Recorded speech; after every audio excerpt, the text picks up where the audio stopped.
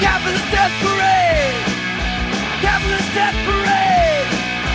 Capitalist Death Parade! Welcome to the Capitalist Death Parade with your hosts Joy Marie Mann and Josh Radio Hedge, a podcast where we discuss the dystopian hellscape of capitalism that we call home. Hey everybody, it's Josh Radio Hedge over here. And Joy Marie Mann. And welcome to the Capitalist Death Parade. Well, we do every week we do a song, and as we were talking about tonight's topic, I started singing the Radiohead song. You do it to yourself, you do, and that's why it really hurts. Do it to yourself, it's true. Just to you and no one else. You do it to yourself. There you go. Now I'll stop. That's your fucking present. Okay. All right. You know, you don't get my sympathy hanging out the 16th floor. That's more of the lyrics from the song. Sorry, I'm a nerd. I'm a Radiohead nerd. Raising my hand here. I saw them in concert, and you know what? I was so pissed because there was this jock guy who was like, we got shit. They're my husband's favorite band, and we got like this worst seats in the world. Like it's this place outside of Philly, and half of the seats are on the lawn, so you have to get there early and bring blankets and hope that you can see and stuff like this. And there were these jocks, like the epitome of jocks. Like I'm talking fucking wearing visors. Okay, do people still wear visors? I don't fucking know. But and you know, like socks and sandals and shit, like I can't. So anyway, they're just being fucking douche canoes, and they were being such assholes. And I was coming, and this was before I was blind, okay, just to stress that. And I was coming back with a soda. It was like a large soda from the stand, concession stands, and I'm walking back, and these motherfuckers have this huge pile of like just crap on their blanket. I don't even know what it was, just like random shit, just, you know, like piles of shoes and all kinds of crap. And I tripped and I spilled like some of the soda went on their blanket, but no one was like, it didn't go on any of them. This one dude was like, "What the fuck, you stupid bitch?" And I was like, "Excuse me? What in the fuck? Like, no, don't ask if I'm okay. Don't help me up. Like, what in the fuck?" And I was like, "Really? You really want to step to me?" I took the rest of that large ass soda and I dumped that motherfucker right on his head. Oh! I was like, "Really?" And his friend is like, "Dude, you're being a dick. She fell. Drop it." Like his one of his boys were so embarrassed. Yeah, I bet. Was like, yeah, you got a little sprinkle on your blanket and now you got doused in it. So shut the fuck up. Damn. So when I think of the Radiohead concert, that's what I think of, unfortunately. See, when I think of Radiohead concerts, I went to a bunch, but there was one I took one of my good friends with. He goes by the name of Boober, and he's a drummer in one of my old bands. Boober? And you know how there's Boober, right? Yeah. How do you spell it? Boober, nicknamed after, of course, Boober from Fraggle Rock. So nice. Yeah. But anyways, you know how there's always that one or two assholes at every concert who, for whatever reason, just go completely insane and just scream at the top of their lungs the whole show? Yeah. It turns out my friend Boober is one of those people.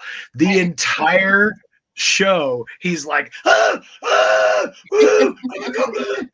just like freaking out. And I'm like, oh my God, it's so embarrassing.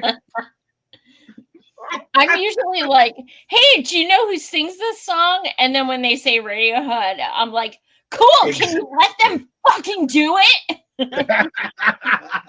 Like, I remember I saw Bishop Briggs and I was like so hyped to see her because I just love her music. And there was this guy who was in front of me and he kept bumping into me, and he was like, yeah, like singing. She has a microphone. She's on stage, and he is singing louder than her. I know. I lost it. Oh my God, I took his hat off. I slammed it on the floor. I started stepping on it. I'm like, oh my God. Don't look. My chest says music is right. And I will throw down. Like, I'm there to see a concert, not to hear your ass. You know, Joy, this is why I can't ever go to a concert with you, because I'm always having to like fight off dudes, you know, like, no, I'm kidding. Like, if you go to a concert with Joy, there's a 90% chance you're gonna get into a fist fight before the night is out. I think those were the only 2 times, though. I can't think of any others. No, I can't. Oh, no, wait. Okay, there was a third one. When I went to see Jack White, there was this guy behind me. I don't know what the fuck his problem was, but he purposely poured some of his water down my back. And because he was mocking what I was saying to my husband, like, he was like, my husband was saying, like, he wanted, you know, he loves playing some of Jack's music on his guitar and stuff. He was talking to me. And this guy was like, oh, yeah, I love playing my guitar, and like mocking him. And then he poured like part of his water bottle down my back. And I turned around and I'm like, yo, what the fuck's your problem? And he's like, what do you mean, what's my problem? I was like, you just poured your fucking drink all over me. And he's like, yeah. Yeah. Like, what? Oh, hell no. I was like, okay. And then my husband's like, Joy, calm down. And I was like, no, you're fucking ignorant. Go move. And I started yelling at him. So he finally walked away, because I was like, you don't want to fucking sit here. Trust me. You want to fucking move. This is when you do a Temple of Doom move and you just plunge your hand into his chest, and then the move. That's the move. The funny thing is, though, I don't get physical with people. Like, literally, I'm 45. I have never fucking punched someone, smacked someone, like, ever in my entire life. But I do pour sodas on heads. I do take hats off. And I was going to say, I heard you curb stomped that hat. Exactly. Like, I was like, yo, this hat, this is your face. Yeah. Random stories at the beginning of every episode. I wonder if people still continue to listen. I mean, I hope so. But if you did, then great for you, because we're going to start talking about some pretty wild stuff that's been happening around the world politically. Yes. Well, first, I want to talk about my dear friend Temujin Kensu. If you watch my show, you may be familiar with him. I have interviewed him a number of times from prison. He's been in prison for 38 years. And just to sum it up, okay, so let's say that you live in Michigan. You're a local politician's son is killed, is shot, and you are blamed for it, even though you are over 6 hours away. Then they say that in trial, they say that the way you were able to accomplish it is, despite being on welfare, you were able to hire a private plane, not produce any plane, pilot, anything. And then when that fails, they then say that you, in court, I'm not lying, say that you time traveled to the 6 hours away to commit this murder. Okay, then no, hold on. They can't have specifically. I mean, clearly, what they're implying is that, but they didn't say the words time travel. Yeah, they did. No. Yeah, they did. It's in the fucking transcript. But wait, there's more. Then, when he's in trial, they bring out this long cafeteria type table with things like swords and knives and things like that were not his. Okay. because he liked Chuck Norris. And they had like these throwing darts and stuff. None of them were his. And that's not how the guy was killed. He was killed one shot with a gun. Okay. But they brought out all this shit that wasn't his. Okay. But I don't understand why the judge would allow them to bring a bunch of weapons that weren't I'm getting to that. Then it turns out his fucking lawyer is a cokehead, gets disbarred, and he still doesn't get another trial. Then there is corruption from the judge, the system. His Governor Whitmer, has had his paperwork on her desk since the day she took office. He has been wrongfully imprisoned for 38 years. 38 years. Now, I've been friends with him for over 4 years. I interviewed him from prison the first time, and I just sobbed and sobbed and sobbed for hours afterwards. It fucked me up so bad because I was never so fucking sure that someone was innocent in my entire life. Temujin is honestly one of the most beautiful, kind, incredible people I've ever known. Like, this man will call me from prison and ask me how my eyes are doing. Like, This is who he is. And he is also one of the most intelligent people I've ever met. Now, this is someone who has judges, representatives, lawyers, even jury members, okay, have come out and said he is so fucking innocent, including Innocence Projects, like, you name it.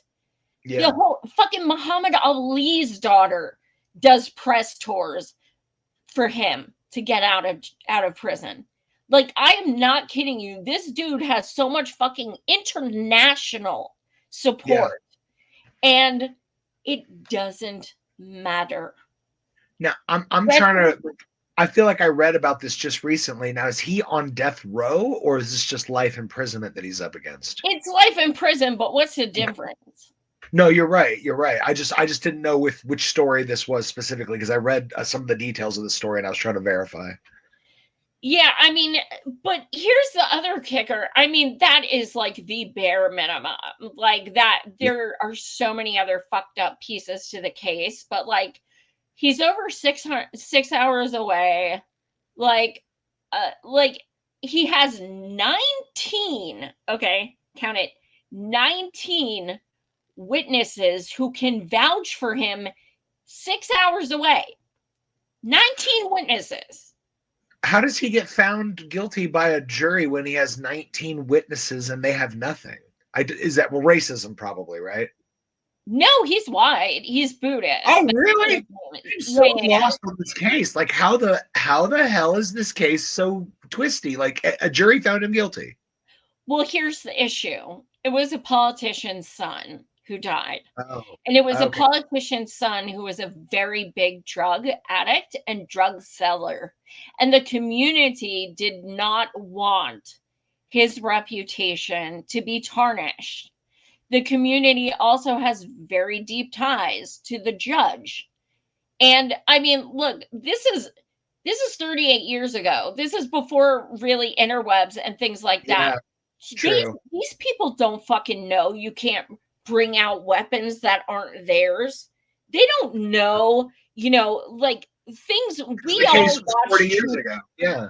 We all watch true crime left and right. We all know this shit inside and out now. They didn't know this shit, okay? And all they know is they're seeing all these weapons lined out, and they're hearing these stories about these darts coming out, these throwing stars coming out of his shoes, and like these special contraptions and like all this shit. And that's all they know. That's all they're hearing. And he was convicted. He has never been granted a retrial. He has never been. Now, here's the other kicker. When his lawyer, was found to be a cokehead and was disbarred, His other client at that time got a new trial. That's so crazy. And Temujin did not. Had he already like used all of his appeals, or like I don't understand the he's system. Never gotten an appeal. See, everyone has like you have a legal right to one. So what's No, you don't. Not when a politician's son is involved. Wow. Like I laws cannot for thee, tell not you. for me. Yeah, okay. That? I said laws for thee, not for me. You know, it always it's insane. Like you have no idea this shit. Like this shit, if this was a movie, I'd walk out and be like, whatever, this shit's so fucking fake. Like how we know the system is corrupt, but this is like, you're talking about time travel and he was 6 hours away and shit. Like you're like, nah, shit like this would get thrown out immediately. No, it wasn't. And he's passed multiple lie detector tests on shows. Like he's begged like news networks to, the police said they'd give me lie detector tests and they never did, even though it's not admissible. He's very much wants people to understand that like he had nothing to do with it. And so he's passed multiple everyone he's ever taken. Temujin didn't even know this guy. Okay, that's the crazy shit. Didn't even know it.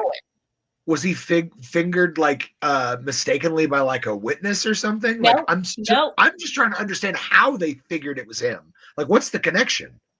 Well, okay, so long story short, Temujin was a ladies' man. He had long hair. He was in a rock and roll band. He was awesome.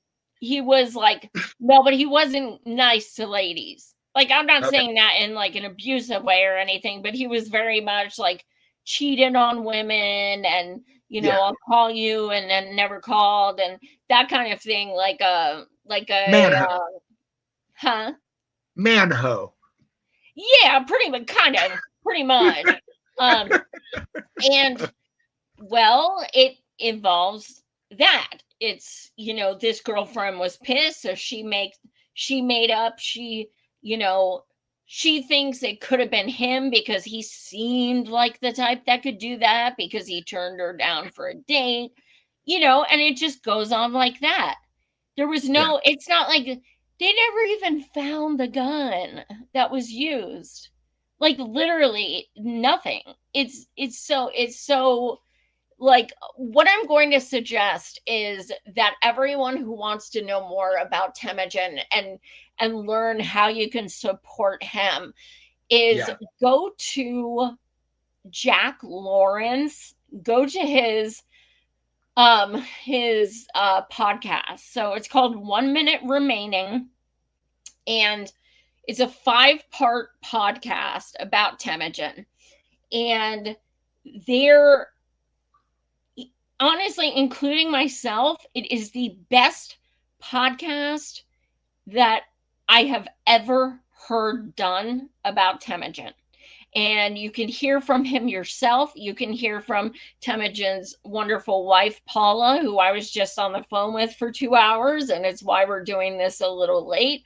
And, you can hear from the people who are fighting with everything they have for this man. And Gretchen Whitmer, we have sent thousands of letters, emails, phone calls.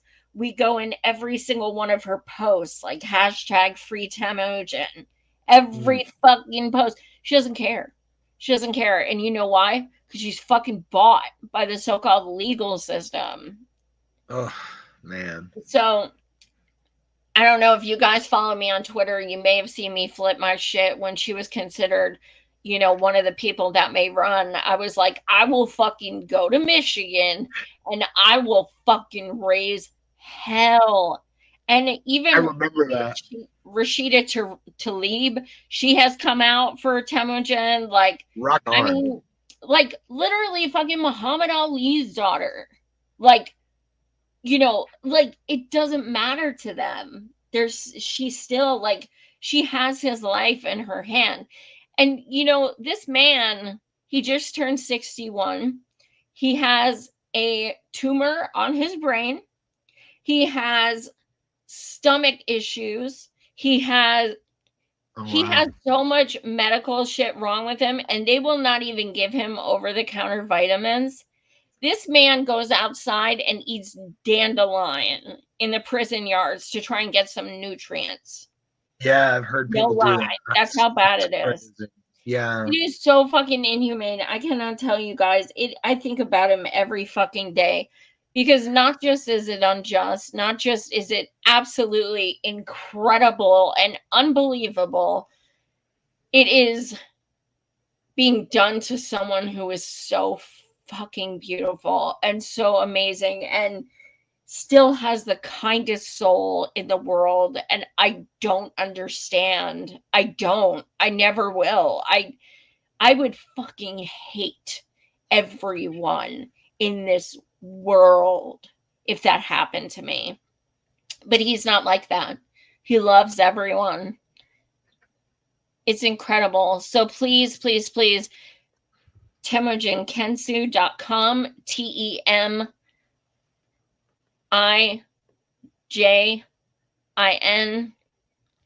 or I'm sorry, I'm reading something as I said that. TEMIGAN, and that's oh my God, I'm sorry, I'm reading this like text from his wife as I do this. Okay, here we go.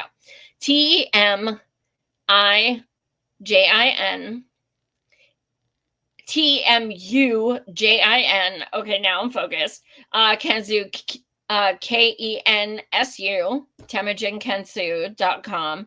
And like I said, please check out Jack Lawrence, 1 Minute Remaining. It's a 5-part podcast on Temujin, and it's just, you're not gonna believe it.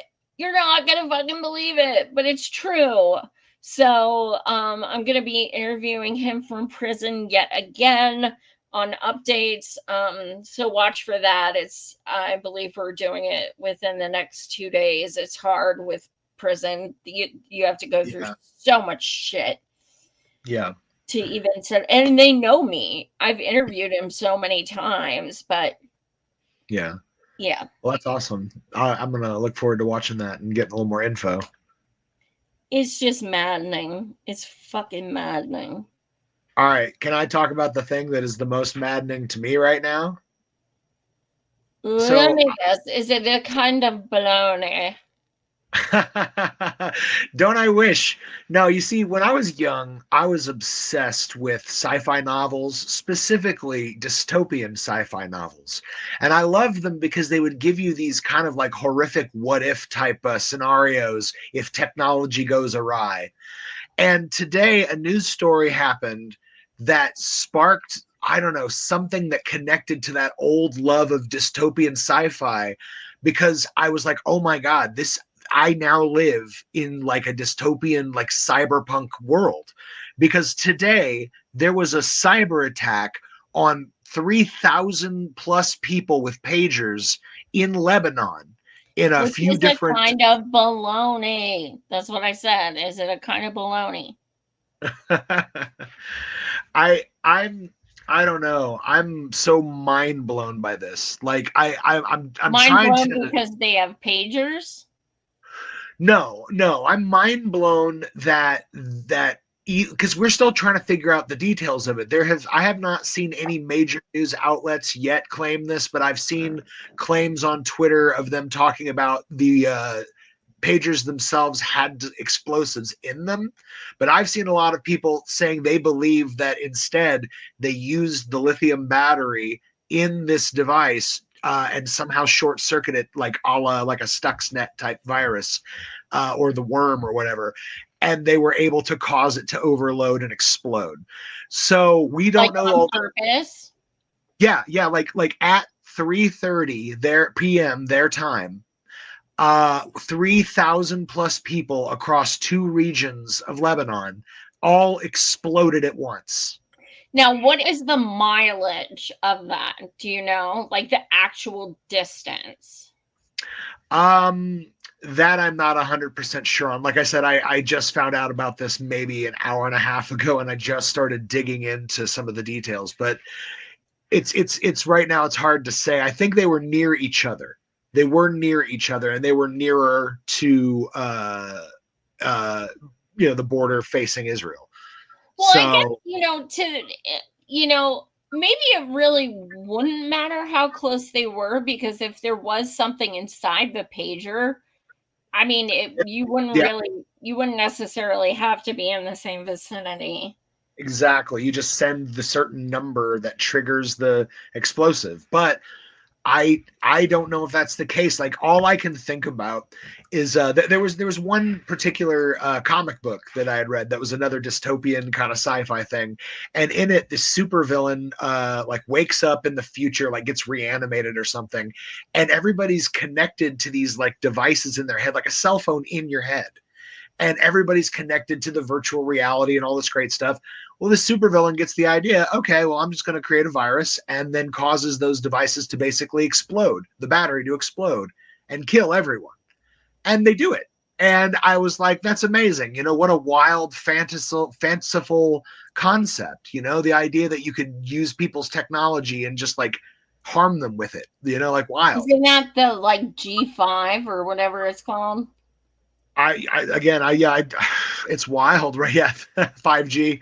5G. That's what they were saying at first. They're like, 5G, yeah. You watch.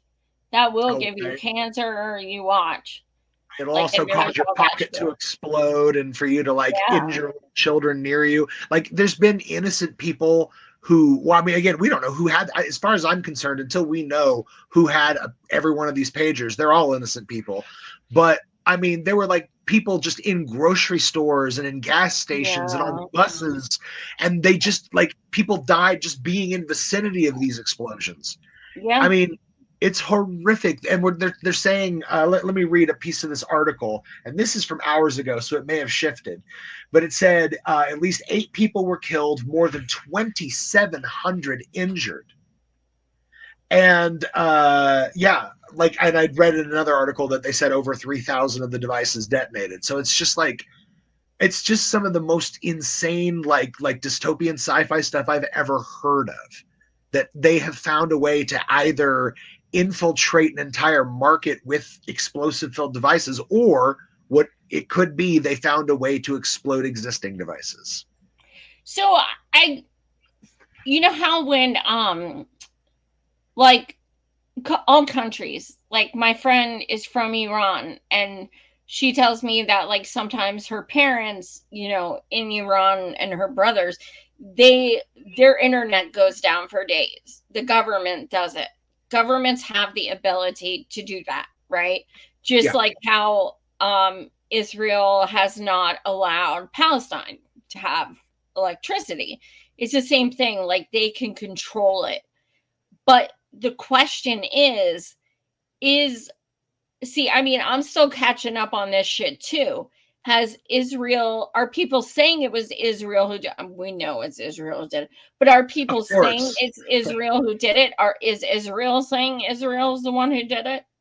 So what it appears, and again, what pretty much everybody seems to be in agreement on, is they believe that Israel did this. I mean, and it's not even like a I think it might be.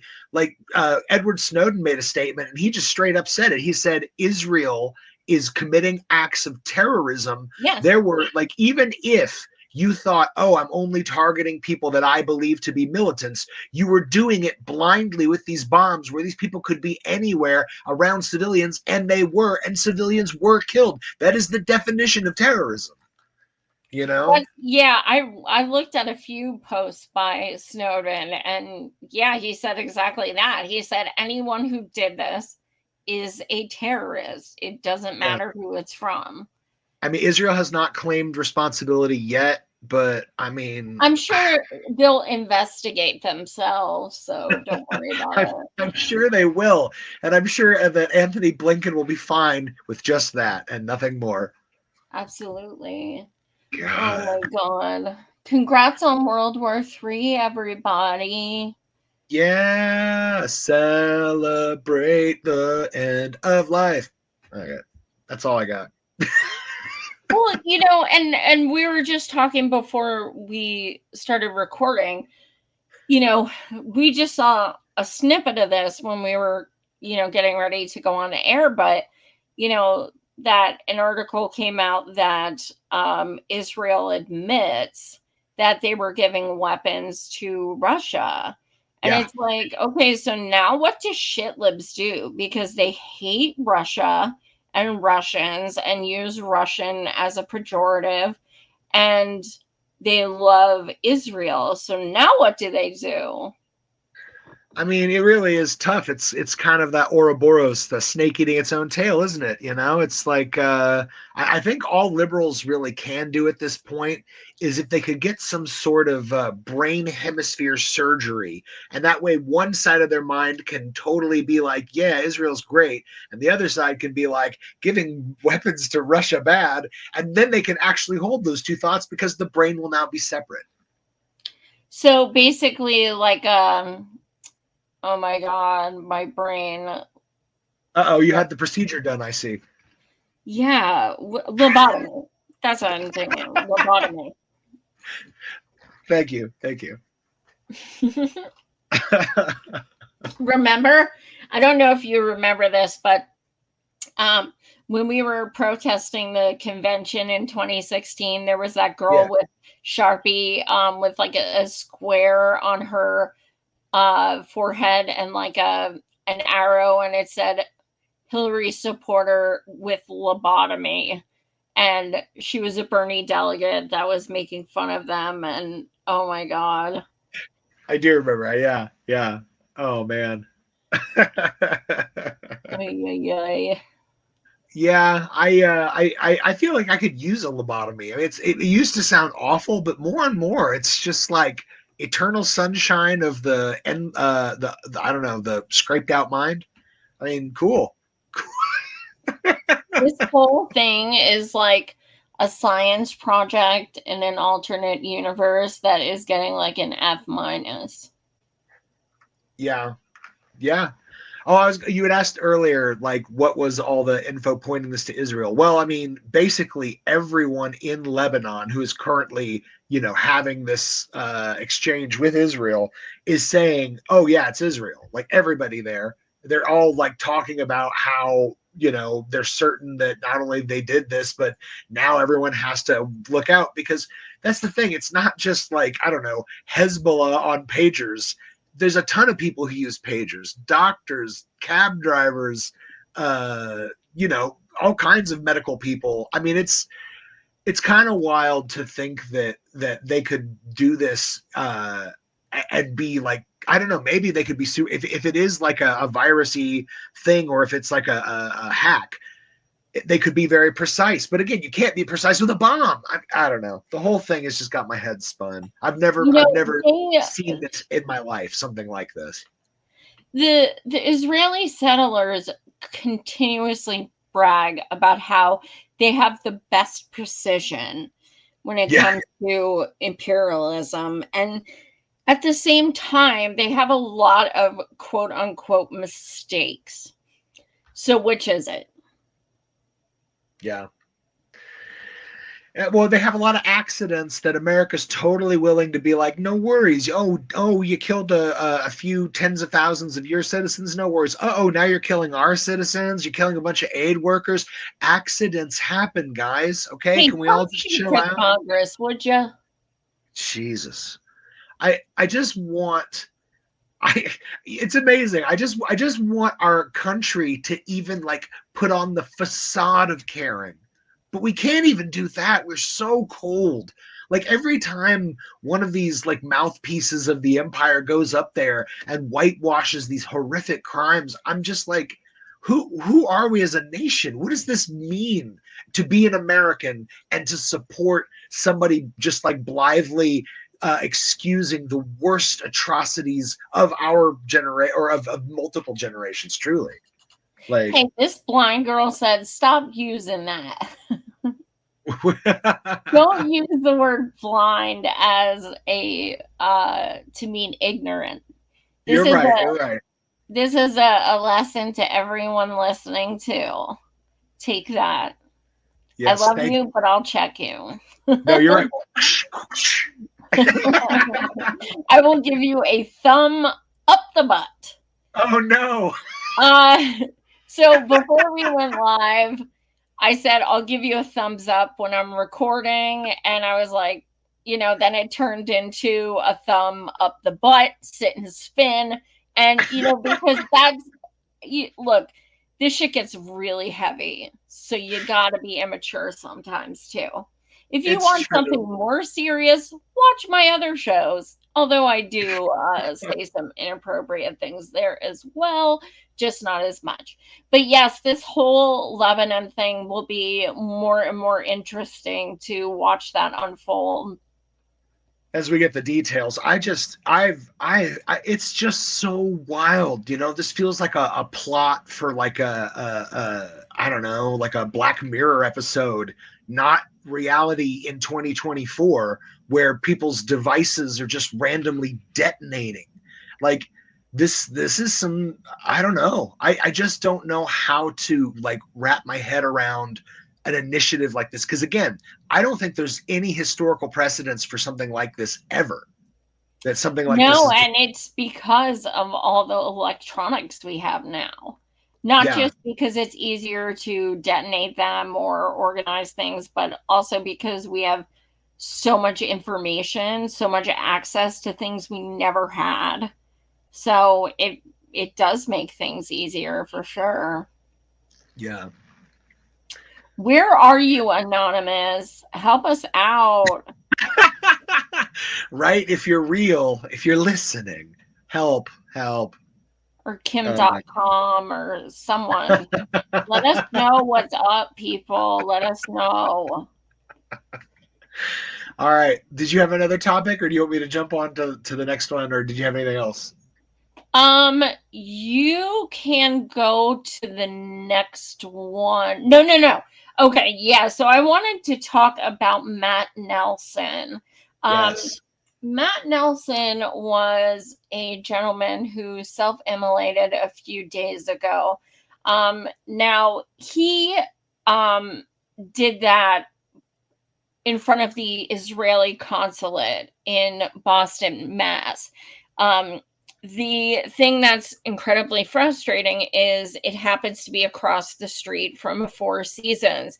And every single article you will find that mentions it will say that it happened at a Four Seasons. Any, interviews you see on, online or anything like that, it happened at a Four Seasons. And nobody except independent media is actually acknowledging the fact that it literally was at the Israeli consulate that's across the street. I wanted to play his video or audio from the video and talk a little bit about things that I noticed on the video. All right, we'll play that now.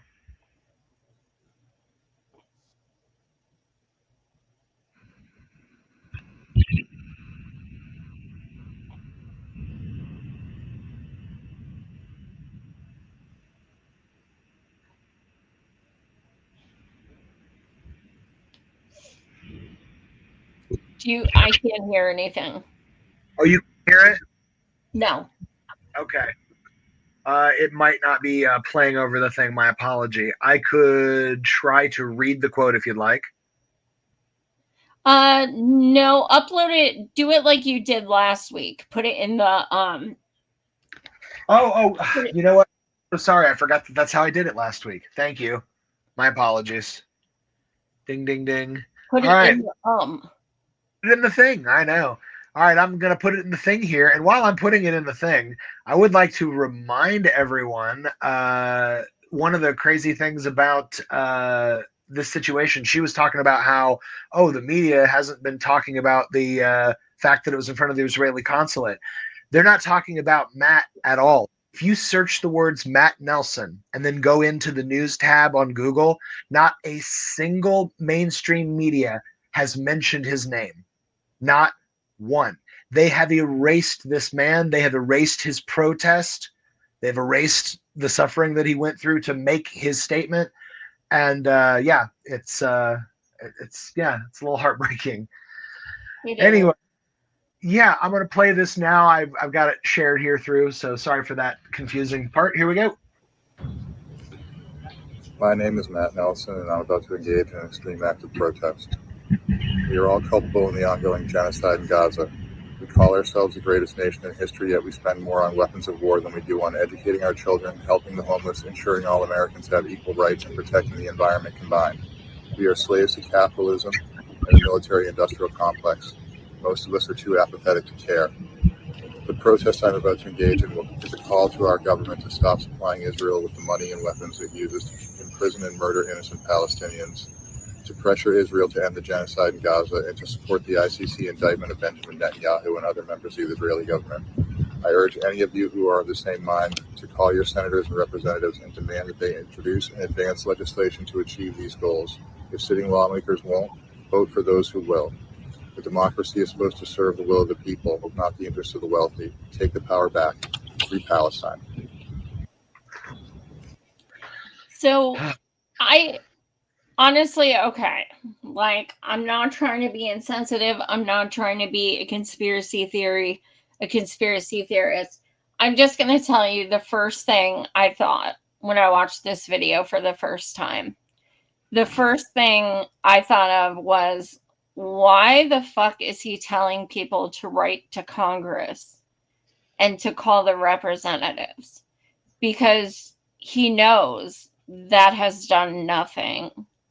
Well, I would think it's because he wants people to experience that. Because what he said directly after that, he said, and if they won't change course, then vote for someone who will. So he's just trying to get you engaged enough that if you try and say, hey, will you please stop killing all these kids? And then they get the response, fuck you. Well, then you know. You might not have known before, but you know now.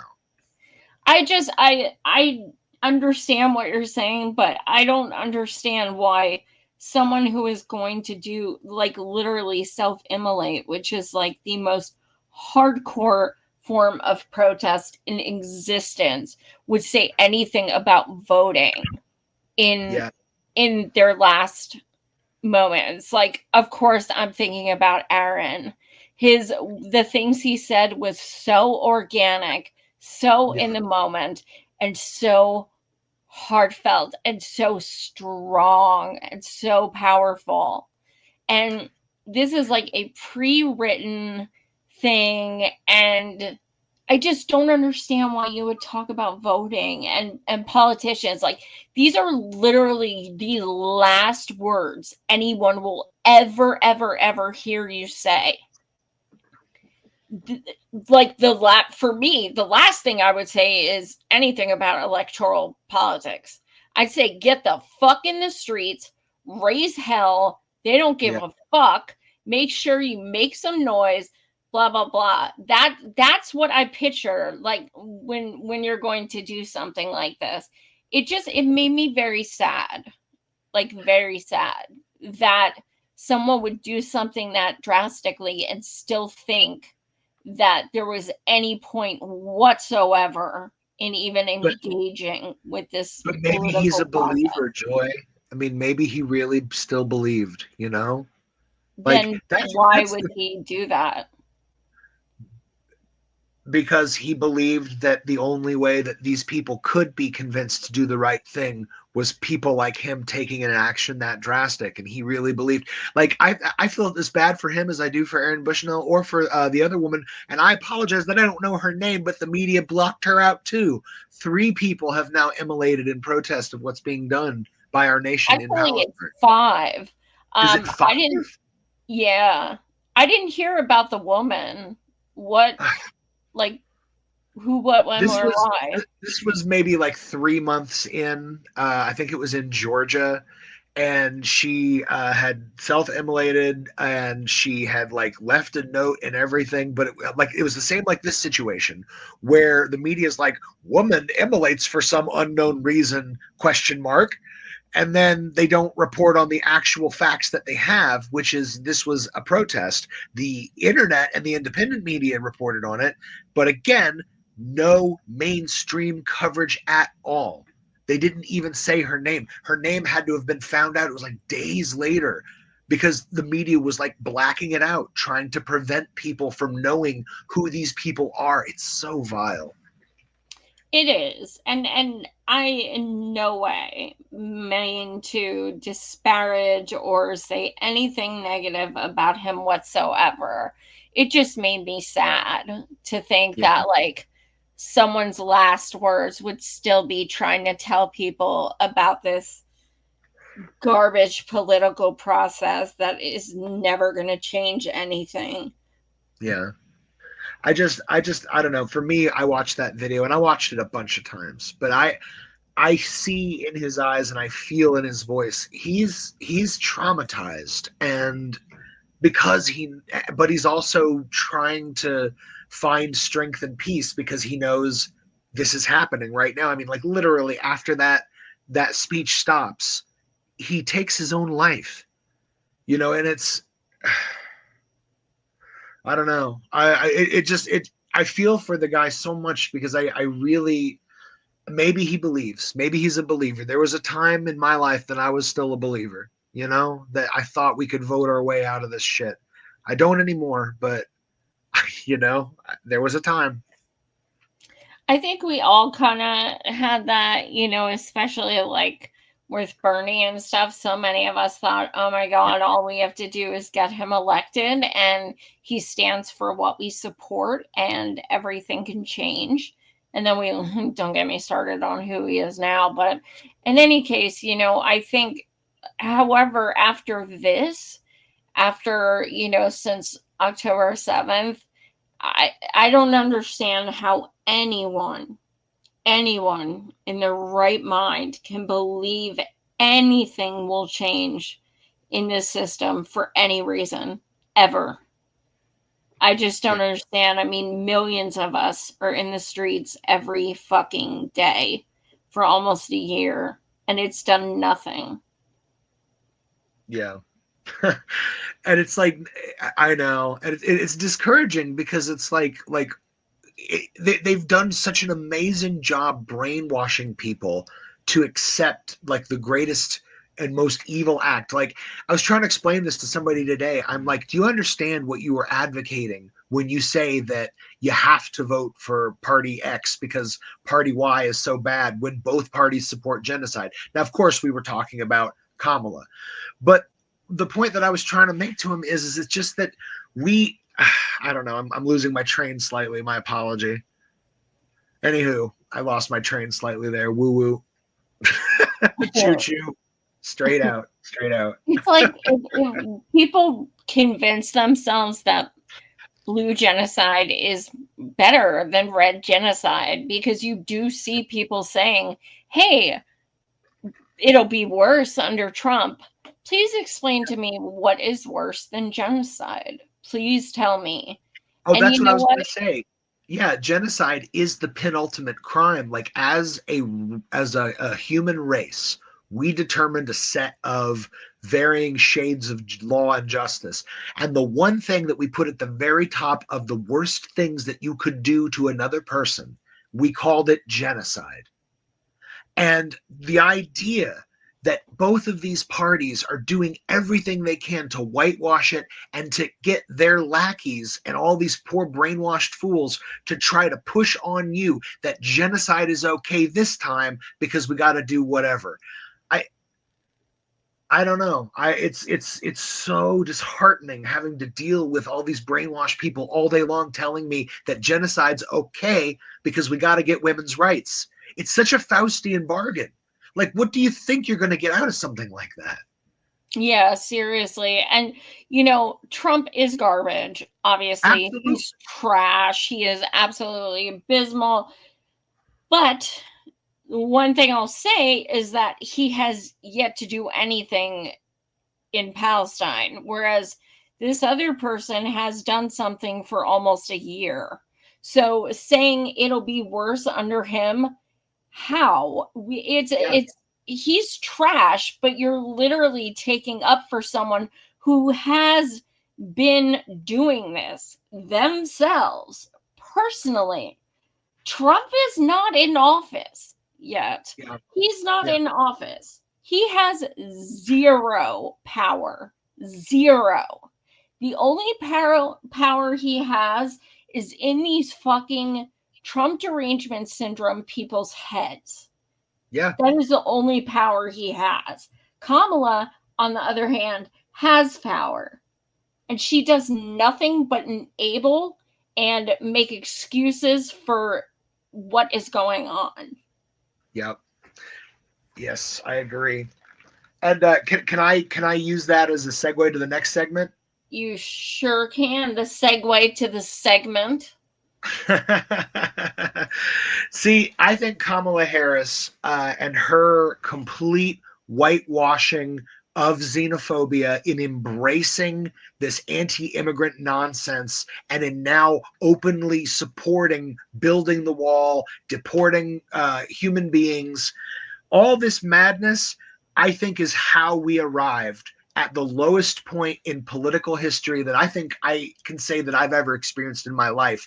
Welcome to the age of the Haitian dog memes. I am so mind blown that right now I have seen probably, 1,000 memes, and it all spurred from Donald Trump. Of course, we talked about it for a moment in the last debate, or in our last episode, but during the debate, Donald Trump got triggered by Kamala Harris. She asked about his crowd sizes.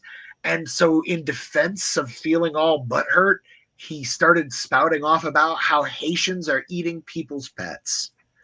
And when it happened, we laughed about it on the podcast because, it's funny. It's funny that someone can be that racist. You're like, my God, you're like Mickey Rooney with like the Coke bottle glasses and the giant chiclet teeth. You're like, this is super, super racist. And we just thought, well, hey, laugh it off. Well, I want to tell you what's happened since that day when all this Haitian meme madness was unleashed. There was a poll done in Newsweek that came out this morning that shows that 26% of Americans believe that Haitians are eating people's pets. Wow. How many people were polled? I didn't catch the whole detail of the poll. I only, like I said, skimmed it for a second because I was reading something else. But I just laughed so hard because I'm just like, this can't be right, can it? Like, I would understand that you would say, oh yeah, half of Republicans are so dumb they believe that they're eating dogs and they don't even have a stitch of evidence. There, can you believe that?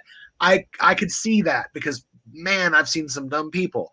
But to say that like 1 out of every 4 Americans is already there, I guess what it sparked in my head was this like realization, my God, if they can convince 1 out of 4 Americans something so racist and so ridiculous with not a single shred of evidence, what will they convince those idiots of next? Well, I mean, yeah, but also fucking Biden was like, my uncle got eaten by cannibals. Yeah. Like, nobody cared. Like, nobody was like, yo, that's racist as fuck. Well, this brings me back to that segue thing that I was saying. What I think is this. I think that Kamala Harris embracing this xenophobic bullshit has opened up basically like a hell portal. And what is happening is Kamala said, oh, you're super far right on the border? Well, check this out, bro. Now I'm further right on the border. And so Trump, this being his strongest, he claims, point to the voting public, has said, okay, she's now beating me at my own game. So I've got to go so far off the deep end that, I can try to make contrast of myself again and be like, again, I care about the border because I care about this serious issue. She doesn't think it's even real. I think that Kamala's embrace of xenophobia brought us here. Like the whole Overton window has now shifted to like 1950s racism. Certainly feasible. Stranger things have happened, for sure. So yeah, I don't know. That's what got me. I just could not believe it. And did we come up with our grand marshal this week? Did we have someone in mind? Oh, wait, I did want to speak on something real quick. Oh, go for it. We're going to speak on it in a professional manner that is also like, sensitive, and it is also an evolving matter. Today, trigger warning, today, Diddy was finally arrested for being essentially an R. Kelly.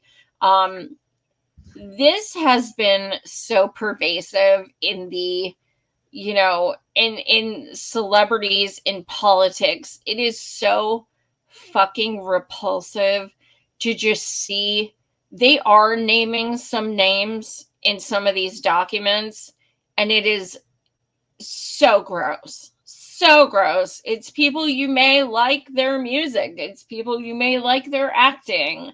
It's fucking nasty. It's disgusting. And the fact that these people were around them for years and said nothing, that is a much bigger problem, because you don't just have the victims who have been, put through these things themselves. You have victims who are, being victimized because these people have done nothing and said nothing and just completely let it go on for years, because you will never, ever, ever convince me that someone who is a billionaire rapper, married to J-Ho, and has all these fans and goes everywhere and knows everyone, that nobody knew. You will never convince me of that. I am not that fucking stupid. But that's the thing, we know that people knew, because like that video that came out those months back of him just really working that poor lady over. It was horrific. It was disgusting. Yeah. Yeah, and that video was sat on by that hotel security for years. For years. Yeah. Years. For years. So absolutely people knew. I know. Yeah. It's awful. So I just want to say solidarity to everyone who's been affected by any of these famous people who are so psychopathic and such narcissists and such just disgusting, egregious people that they would, I can't even think about it. So solidarity with all SA victims of all kinds, and especially, not especially, but including people who, even hearing about this, who it brings up, prior experiences. So just shout out to that. Sorry to bring it down, but this is breaking news from I just saw it like an hour ago. So I definitely wanted to mention it. But yes, on another note, we are going to be doing our Grand Marshal. It's kind of difficult. There are a lot. I do want to give one to Gretchen Whitmer for keeping my friend locked up, even though it's unjust. And I also want to put Diddy and every single celebrity I just saw him in pictures with, including the Clintons, of course. Of course. Oh, man. Well, I think that's it. That makes another amazing week of the Capitalist Death Parade. Dun, dun, dun. Join us next week. Is there anything else you want to say in the last 40 seconds? Nope. Okay, me either. We love you guys. Be safe out there. And remember, there's hope in all this craziness. Hold on to that. Love one another. And we will see you next week at the Capitalist Death Parade.